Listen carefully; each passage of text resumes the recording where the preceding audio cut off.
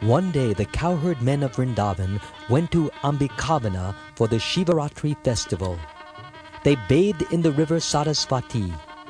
Then they went to the temple of Lord Shiva and Ambika. But while they slept at night, a big hungry snake from the nearby forest came and swallowed up Nanda Maharaj. He began to cry, "My dear son Krishna, please come and save me! A big serpent is swallowing me!" The men jumped up and beat it with burning sticks, but the snake wouldn't let go of Nanda.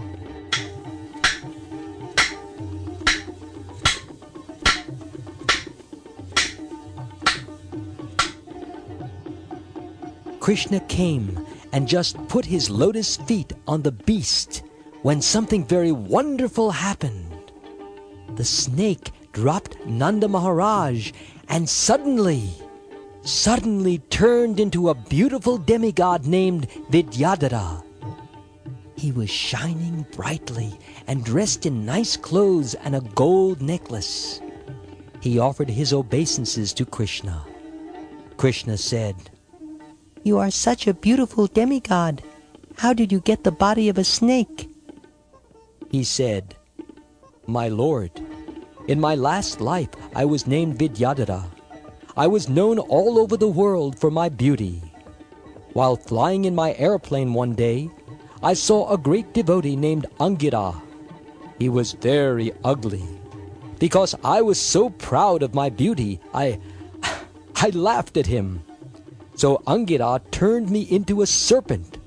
But now, by the divine touch of your lotus feet, my punishment is finished. O Lord, may I go home now?" The Lord gave him permission, so he walked around the Lord out of respect and then went to the heavenly planets. Thus Maharaj Nanda was saved from being swallowed by the snake.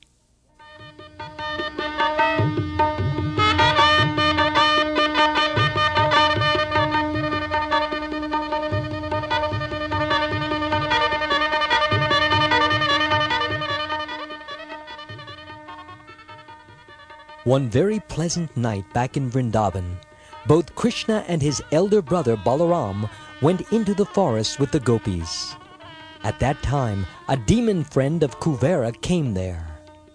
His name was Sankhasura because he wore a jewel on his head which looked like a conch shell. He then tried to kidnap the girls, but they called to Krishna and Balaram for help. The two brothers followed them, taking up big trees in their hands and shouting, "Don't be afraid! Don't be afraid! We are coming at once to punish this demon!" Sankhasura ran away, afraid for his life.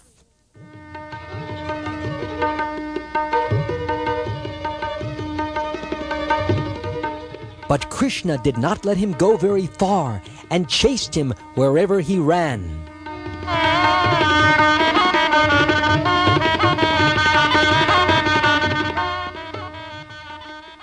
Then Krishna caught him and beat him on the head with his fist and killed him.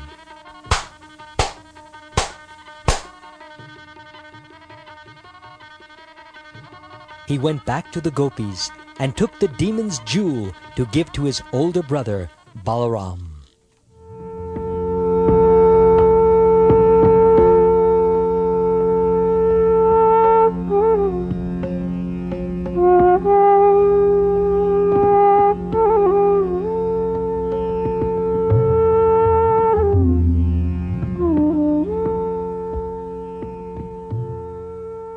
The gopis of Vrindavan loved Krishna so much that they were not happy with just the Ras dance at night.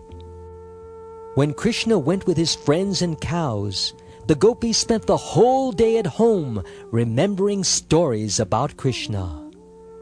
One gopi said, "My dear friends, do you know that when Krishna lies on the ground, he rests on his left elbow? His head rests on his left hand. He moves his eyebrows while playing his flute and his beautiful fingers. The sound he makes is so wonderful that the demigods stop their airplanes in mid-air to listen to that beautiful sound. My dear friends, Krishna is so beautiful that the goddess of fortune always stays on his chest. When he plays his flute, all the cows and other animals of Vrindavan must stop eating and chewing. Their ears stand straight up, and they listen while standing very still. Even the rivers and lakes become very still when Krishna passes by with peacock feathers in his hair and his body smeared with clay. With leaves and flowers decorating his body, he looks very sweet, like some hero. He plays on his flute and with Balaram calls the cows. Then the Yamuna River stands still to wait for the air to carry dust from his lotus feet.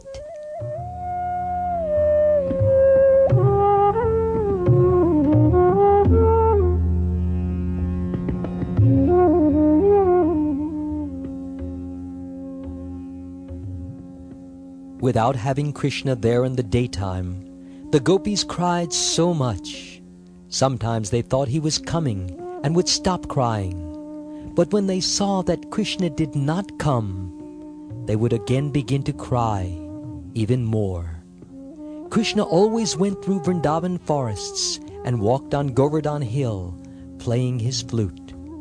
The gopis knew that all the trees, plants, grass, and flowers in the forest were always thinking of Krishna. A Krishna-conscious devotee will do anything for Krishna.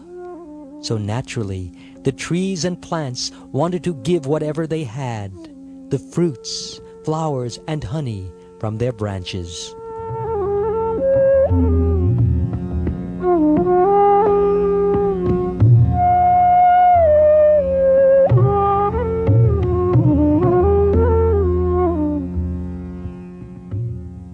The gopis thought of how Krishna walked along the Yamuna.